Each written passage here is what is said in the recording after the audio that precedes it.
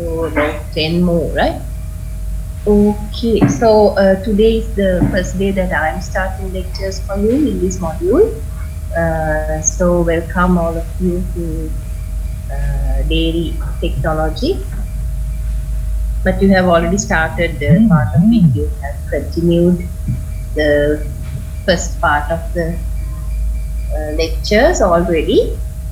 So I think from this onwards, I will be completing the rest of the content, starting from microbiology of milk, along with other products, rest of the dairy products, right?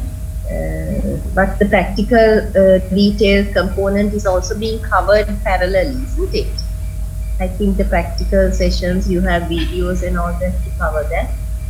So I hope you're okay with that. So when I do the theory part of different products, perhaps if you have something to clarify with the practicals, you can talk to me and get them clarified. Okay, to start with, so today is we will start with microbiology of milk. Recording in progress.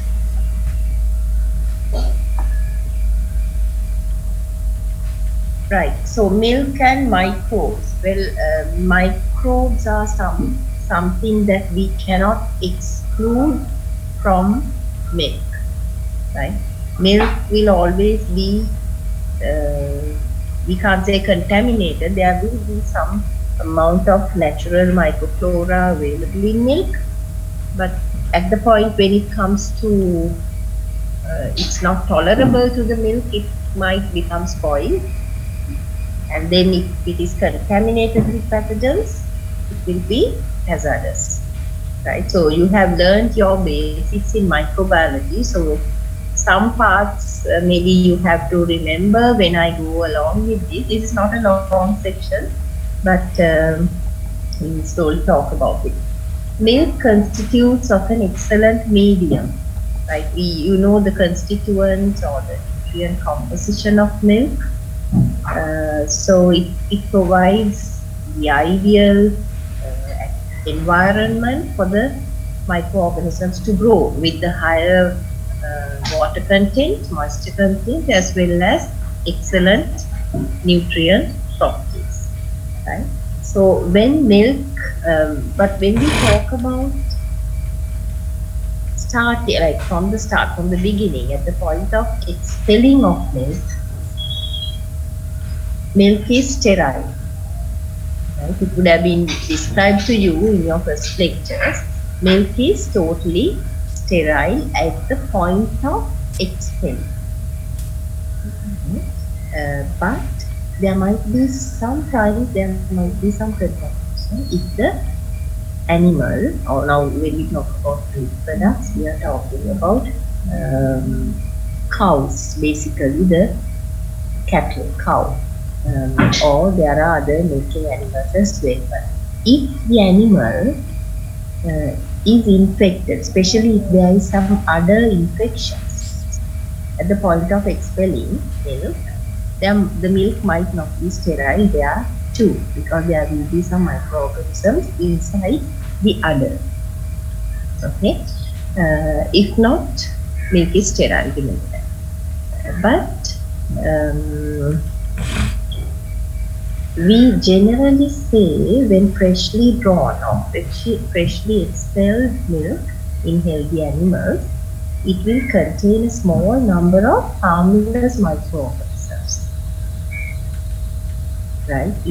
That is, there might be some harmless microorganisms in the teats of the animal.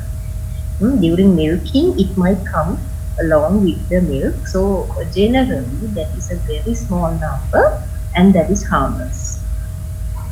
But from then onwards, the contaminations start taking place based on how, to what extent the sanitary conditions are made.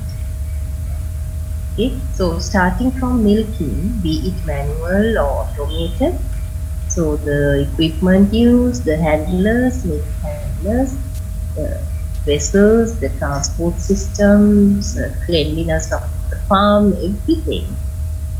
Each and every step after that will matter in deciding or determining the quality of milk.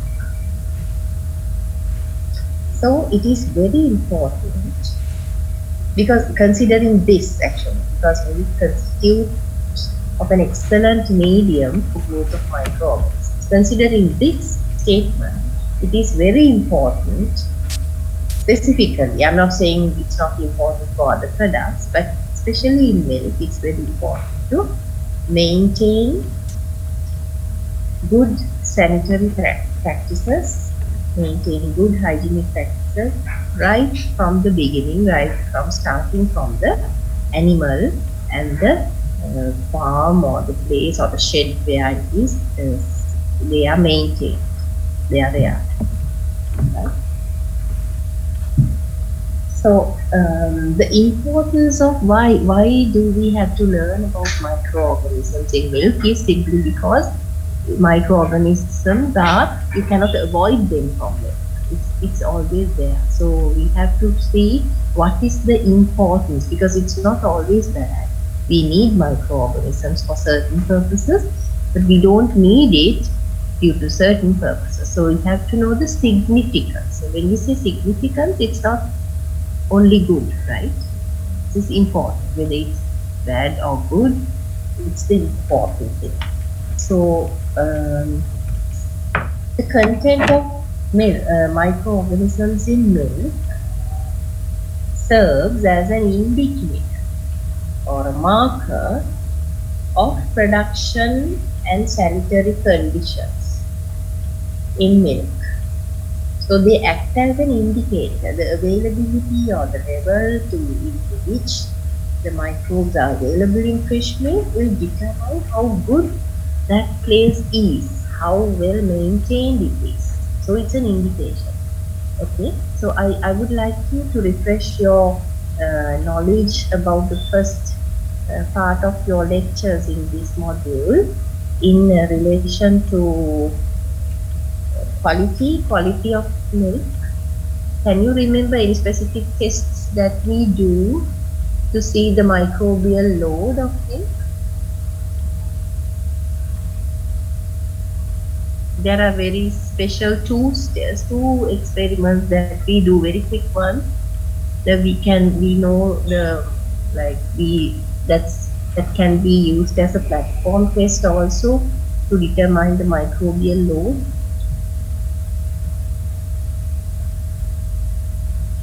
Anyone? Yes? Alcohol test. Okay, yes, alcohol test will, yeah, that is in, what can you explain it? What do we measure there?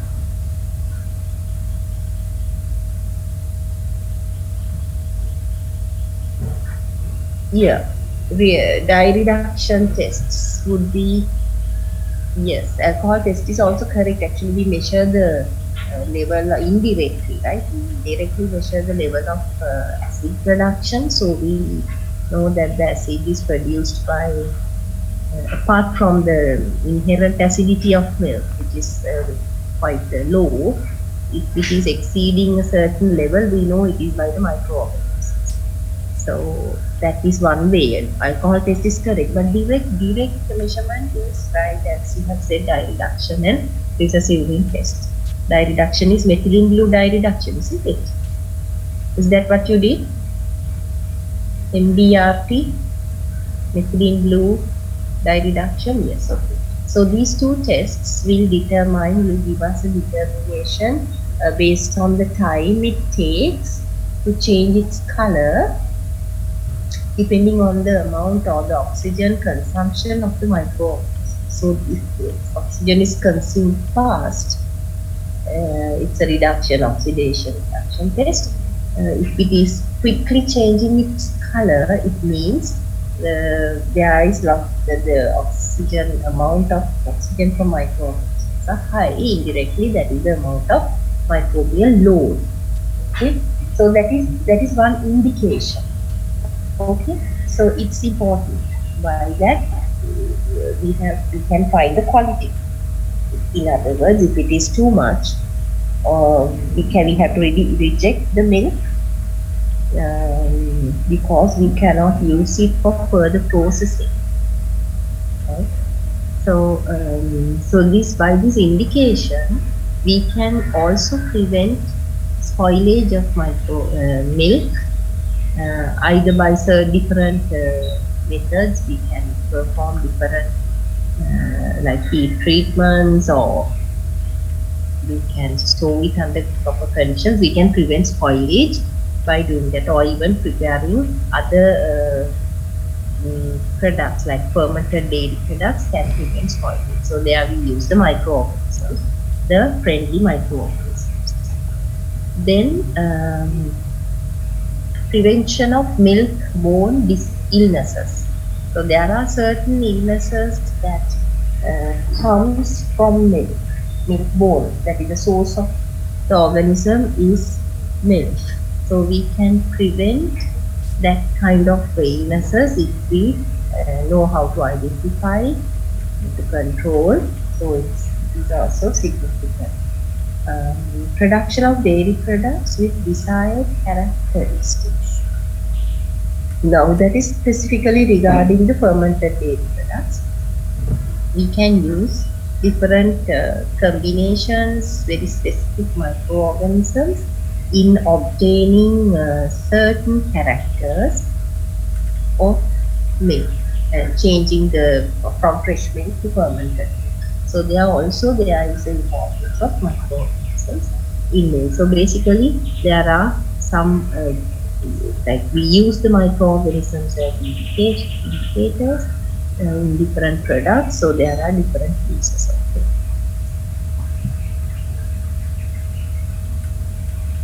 Okay.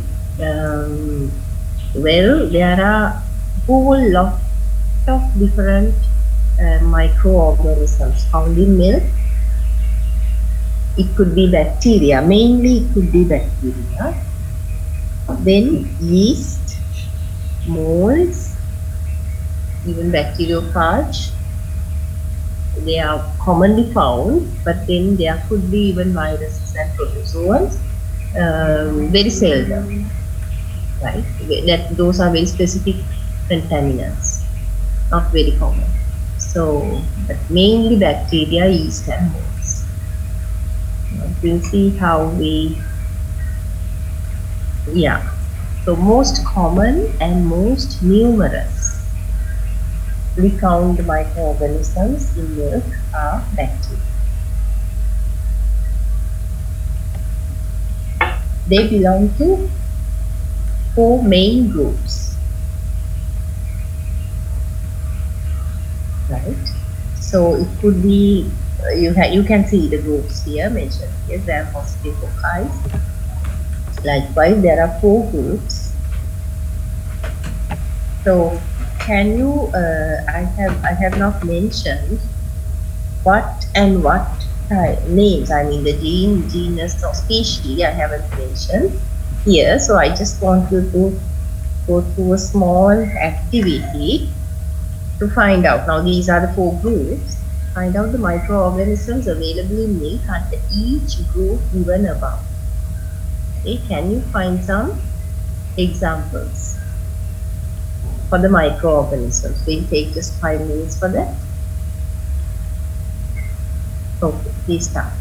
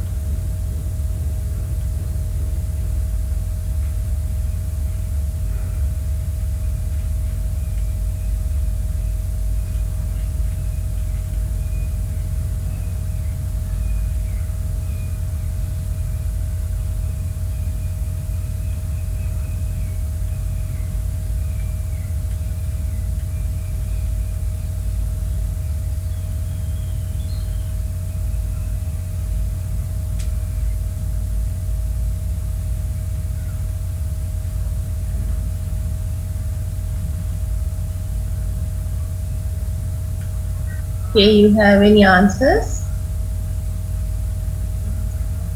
You can either type it in the chat or yes. What are the microorganisms that fall into it? Gram-positive cocci.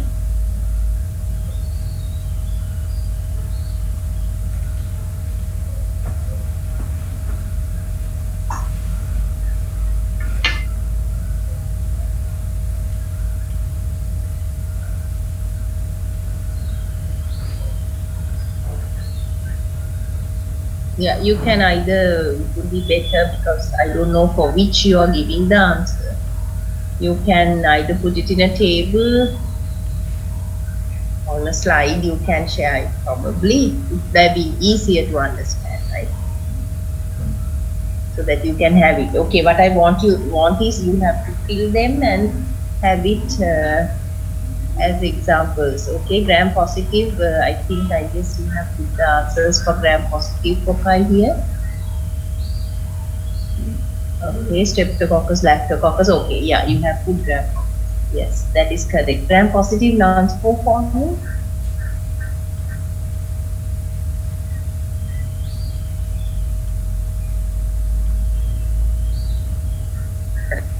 Forming rods, not cocci. Positive spore forming or non-spore forming. There are two different groups.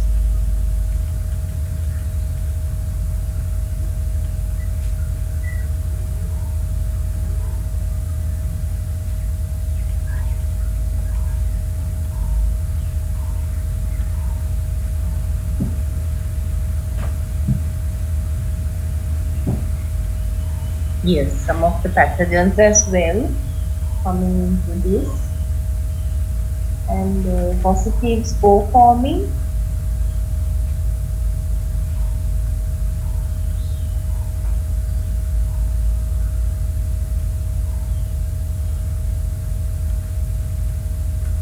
Yeah, spore forming, of course, we know Bacillus and Clostridium are the most common. They are found in milk, and Listeria is very famously, very commonly found, which is a non-spore forming positive rod. And then what we are most, of course, the pathogens and spoilage organisms are very much important, and it's the same thing. What is in terms of dairy products? What is the most important group here?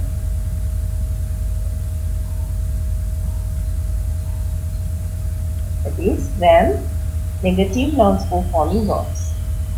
Okay, they are made. Can you give some examples? I'm sure you know some examples of bacteriums that are used in milk products. Group 4, that falls into group 4. Yeah, coliform, of course. What is the character? Coliforms fall into organisms that form that produce lactic acid and gas when in consuming milk. Right. So okay. So please keep this information we have it in the chat, so you can just get it easily also in the web. So complete that and have some examples for each of this group. So if you can, okay, there is a list I have given here. So out of the ones you have selected, you have found out, you can determine to which group they go into, right? So all these are considered as spoilage or pathogenic organisms in milk. Okay. Coliform, of course, we can consider as an indicator organism, but all the other Listeria monocytogenes is very problematic because it can grow within the refrigerated temperatures as well. They can live actually within that temperature. So that is basically about bacteria, and we have some details about the yeast, because yeast is also it's considered a contaminant. It's freely found throughout the year, and especially in our type of climate, tropical countries. But then even yeast in certain products, yeast is also considered as a organism that is required for certain fermented products in milk. Then molds, of course, they are very much important in products like cheese, certain specific cheese types, varieties, the natural cheeses, where they might grow internally in the cheese or on the surface of the cheese. But then there are some foliage organisms as well. There could be different colored mycelial growths and undesirable odors that are produced. Sometimes these undesirable odors are well accepted by certain cultures as for the flavors, as desirable flavors, although we might reject it, right? So remember, certain types of cheeses have very objectionable odors, but then they are accepted as very good quality. Right, so that is about yeast and mold. Okay, effect of microbial growth in milk. So now here we are talking about milk spoilage. Now in milk, the principal cause in spoilage are considered to be psychotrophs, psychotrophic. Now again, let's go back to some of your basic knowledge in microbiology. Can you remember what is a psychotroph? Yeah, now there are groups of microorganisms classified based on their temperature requirement for growth. Right, out of that, one is psychotroph. Right, psychophiles are also, actually that is the main group, but there is a difference between the two. Can you tell me what is a psychotroph?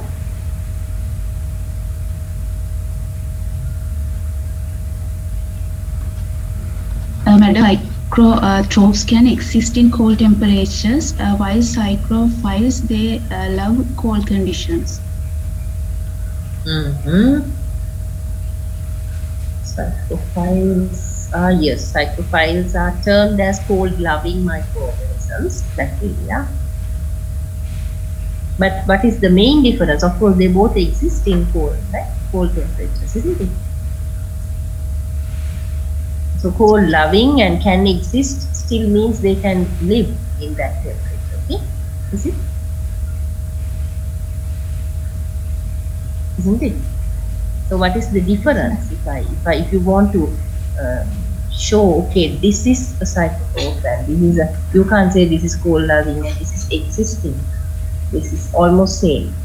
So what can you give some indication? Okay, this type is a psychotroph. There is one difference.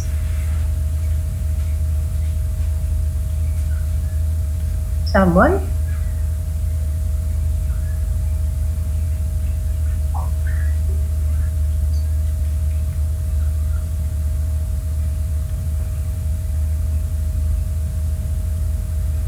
No? What are the other two groups of classification according to growth temperature requirement for growth? Psychophiles. What is the other one? What are the other two? So, ළමයින්ට microbiology මතක නැද්ද? Basics. Thermophiles, okay, that is the extreme. So, what is in between?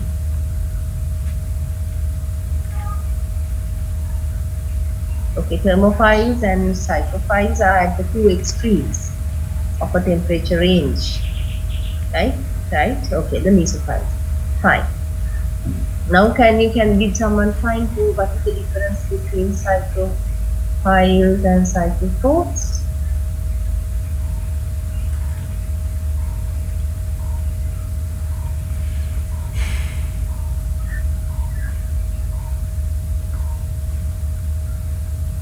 Survival temperature. Yeah, actually the optimum temperature, you could say when you take between a psychophile and a psychotroph.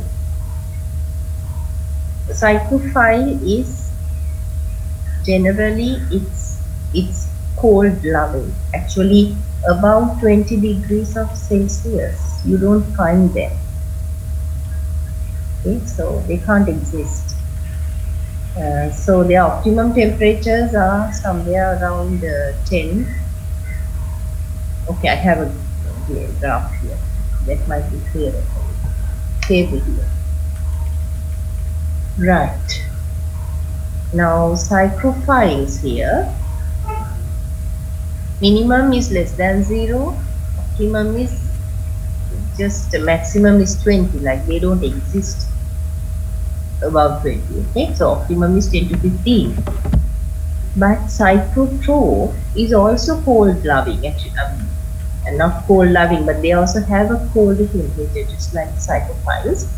But their optimum temperature here you can see it is toward, like coming nearer to the mesophiles. Okay, so that means it's higher than the psychophiles. So what is important here is to understand that psychotrophs, although they can exist as one of the said, they can exist in cold temperatures, their optimum is towards the mesophilic or room temperatures. That is the problem there. That is why it is a big problem in refrigerated items. Even milk, like it can come from the normal room temperatures, it can come with the milk, and it can exist in the room refrigerated temperature. That is the problem, because in psychophiles they are cold loving, so generally in our temperatures they don't naturally, they might not be at a higher temperature. Okay, so that is the main difference. And also remember, psychotrophs is considered as a variant coming from psychophiles. Okay, it's a variant evolved from psychophiles. So the difference is at their optimum temperatures, which is more or less towards the room temperatures, but they can live at refrigerated temperatures. Okay, right. So that is the important thing in milk. In case of spoilage organisms, the principal cause is psychotrophs. However, most of these are destroyed by pasteurization.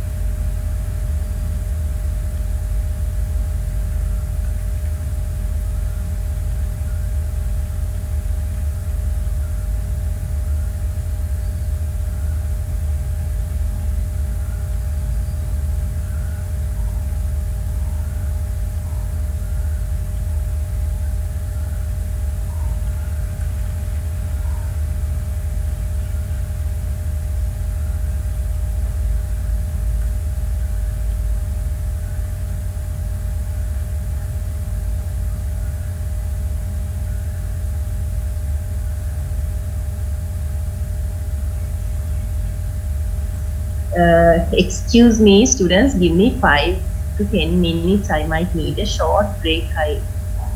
I will keep this on. A short interruption, okay?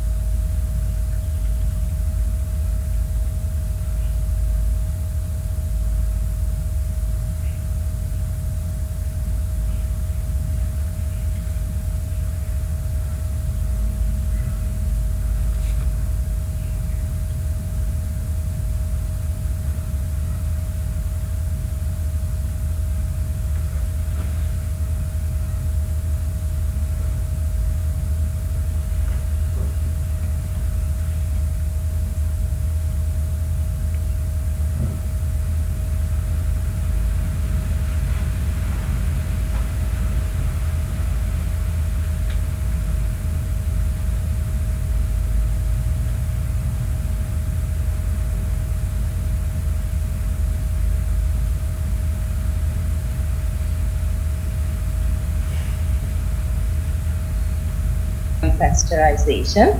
So pasteurization is a basic heat treatment that is given normally to all milk. So if that is appropriately done, there should not be any problems of cyclophores as long as there is no recontamination or cross contaminations. Okay, so but there are certain like Pseudomonas fluorescens and Fragi, they might survive, but you can control them under a refrigerated temperature. Right? There are some species that survive pasteurization and also grow. Now there are certain exceptions. Already say there are certain exceptions. So you can see some can grow at refrigeration temperature and also produce heat stable proteolytic glycolytic enzymes, which will cause spoilage at a later stage. Right?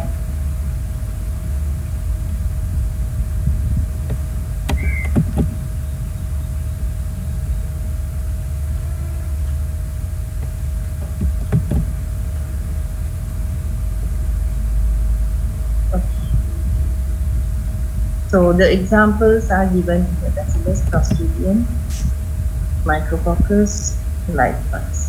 So all these, if now even Lactobacillus, although we consider them as a microorganism bacteria in dairy products, if they are uncontrolled, they can become spoilage organisms. Okay, so it's not that they will always be favorable. You have to control them. So that is what we do in fermented dairy products. We grow them, control them, and obtain the required qualities that we want for the product. Okay? So this is I showed you this beforehand. Some information about temperature optimals required by different groups. Actually, above this, even above thermophiles, there is another group which is very rare, but it's called as hyperthermophiles. Hyper is like very much higher temperatures than the thermophiles. So there could be another group as well, but it's not mentioned here.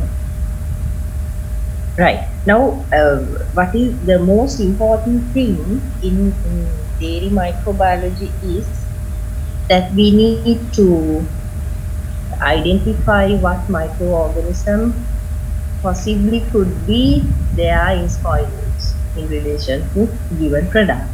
And also in learning that, we also have to understand, we should be able to know whether milk is spoiled or not.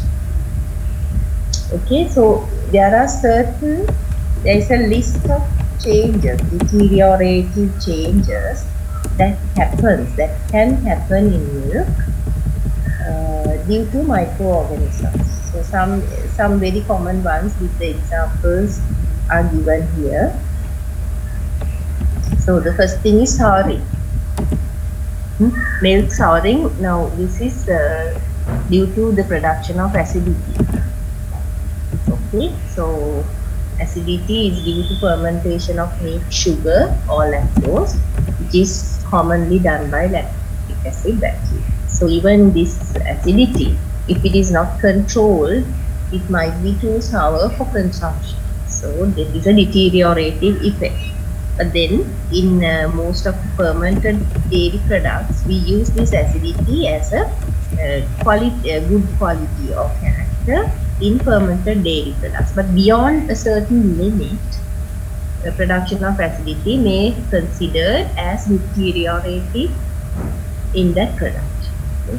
And then there is now souring is only acidity, then souring and gasiness both.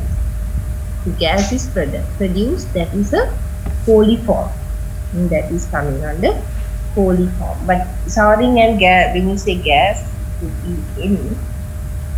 But specifically there are some lactic acid bacteria as well, which produces different in the sense it's made with carbon dioxide, which is also accepted in certain dairy products.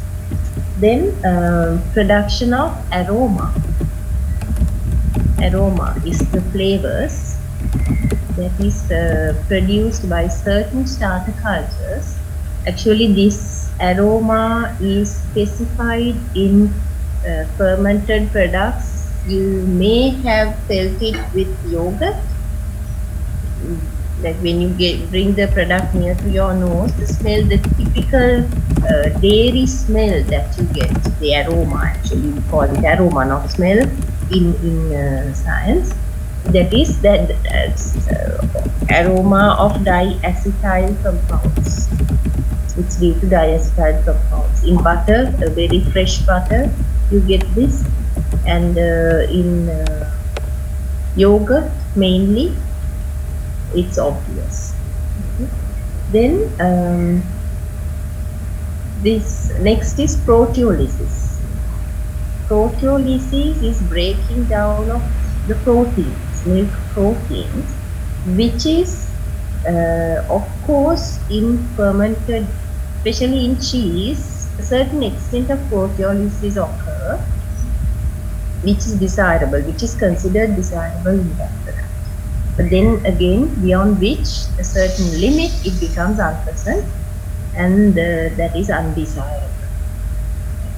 So that is what is meant in the next bullet here. Controlled proteolysis is desirable in cheese production. Then there is another deteriorative change in milk spoilage called ropiness. Rope. You know what is a rope? Okay. Milk drawn into long threads. Once this happens, this change, deterioration occurs, you can see sort of long strings like formation in milk caused by alkali genes discolapse. We call it ropiness in milk. Right. Then there is curdling, but this is sweet curdling. Normally curdling of milk occurs due to production of too much of acid, taurine. Due to acidity, milk tends to get clotted, and then it becomes curdled. That is what we do in yogurt or cheese. In curdling the milk, that is the principle we use. But then there is some amount of souring occurs. But sometimes, without acidity development, we can curdle the milk to a certain extent, not very efficiently, but we can do it with enzymes like rennet. Okay, so with renneting or rennet. Rennet enzyme, renneting is the activity. So by rennet-like enzymes, when curdle occurs, milk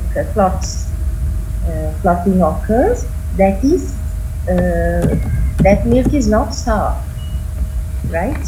Because it has been like activity usually done by acidity is done by the enzyme, so that milk is not sour, so we call it sweet curdling. It's not that the milk is sweet, simply because that curdling is not sour, we call it sweet curdling. Okay, so those are like general terms we use, so it's important to remember these terms. Stormy fermentation. Stormy is, well, the fermentation definition, if you go through it, it is one of the definitions for fermentation is called effervescence. Effervescence is bubbly nature of the medium. Bubbly. That is true because most of the microorganisms produce gases. Right? But in terms of especially in Clostridium perfringens, the fermentation is very rapidly occurring, and it's the reaction can be seen like a storm. We call it stormy fermentation, like a storm. Right? Then changes of color. sometimes due to certain bacteria, Pseudomonas, certain, especially the colorful colors appearing is usually by Pseudomonas species, right? Even Serratia, that is a red color, Serratia. So likewise, there are some, these are like visually, we can observe visually and also from the aroma, and some of them by the taste. We can get these observations, these are by sensory perceptions. We know, we can understand whether the milk has gone spoiled or not. Okay, these are some basic things, but then actually to know whether it is deteriorated, there are some experiments. We can take readings and then find it out. Okay, so I'm sure you have done those experiments. So like just like alcohol testing, Croton Boyle testing, likewise we have the tests to identify them perfectly. Exactly. These are visually or like sensory perceptions. Now when milk becomes decay, that can be it occurs under different stages, right? It doesn't at once, it doesn't become totally reject. It's not rejectable just at once. It happens in a sequential manner. So first, the very first thing that happens is what we can observe is rancidity, right? Rancid nature means it has just started to spoil. So rancidity in milk, from what does rancidity occur? Can someone tell me? How does rancidity come in milk?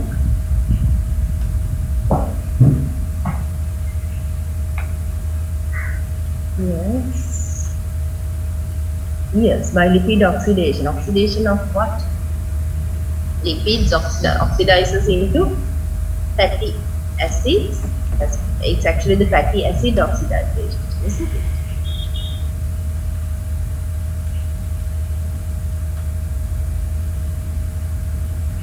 Right.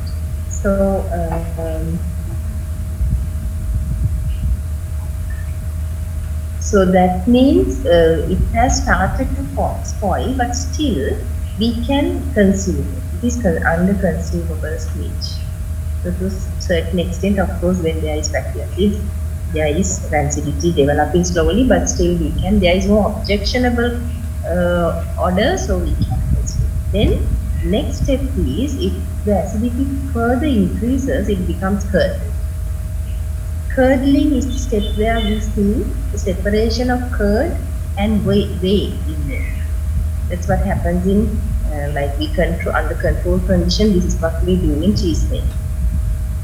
Right? So this is called curdling. So curdling, to do curdling, there is a certain acidity to be developed. So even, that means even under curdling, the milk is still consumable. Right? So after that, there will be coagulation of milk. Aromatic decay with mold growth. Now this is the point where milk is beyond use. We cannot use it any further. Coagulation, right? So this we have to make sure that it might be hazardous as well. We don't know what organisms have really gone with it.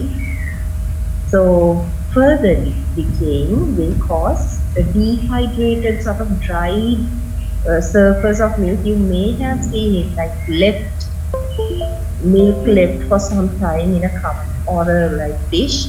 If you just keep it, it finally becomes hard and chalky, like you can break it like chalk. Of course, it's not usable at all, definitely. It's not a liquid anymore, right? So these are certain different changes that happens, or different stages at which the decaying of milk happens.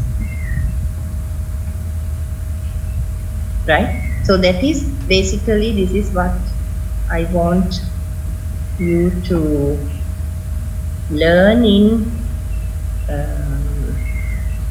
dairy microbiology.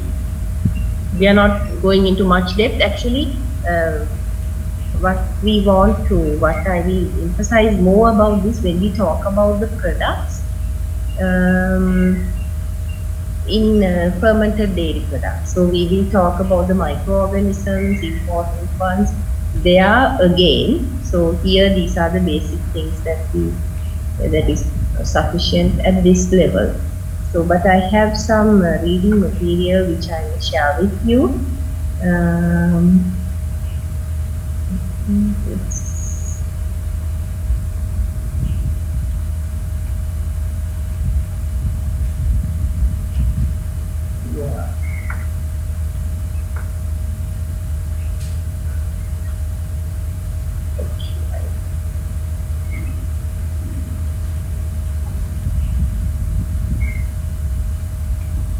I will, this of course I'm not going to, these are some extra details to what we have explained in the lecture, some more details about the microorganisms. So you have to go through this, that is your part of study, and specifically here.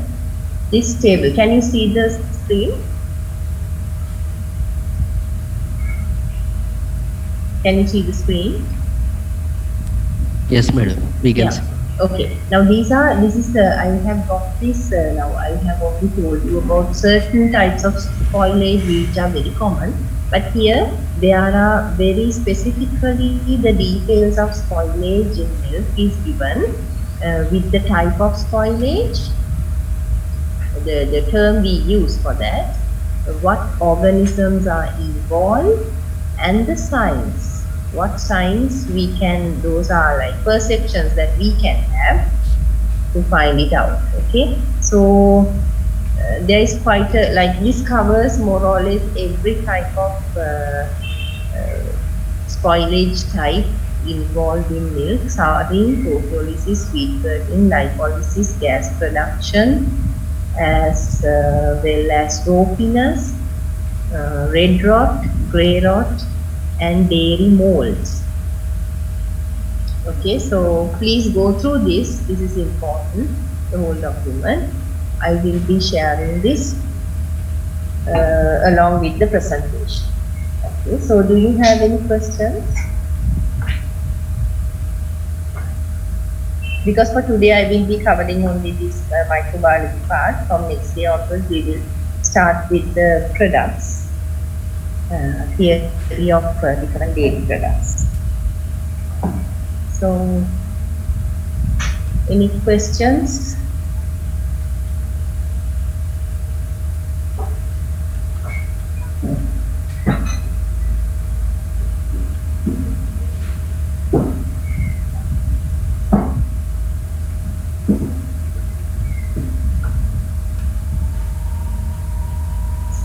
No questions?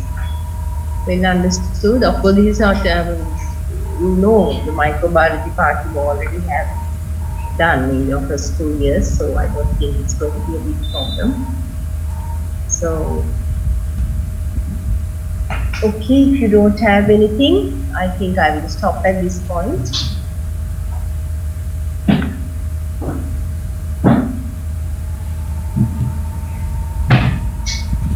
And if you just go through this and still for all, if you have any questions, we can discuss it at the next lecture. Okay. Okay, then thank you very much.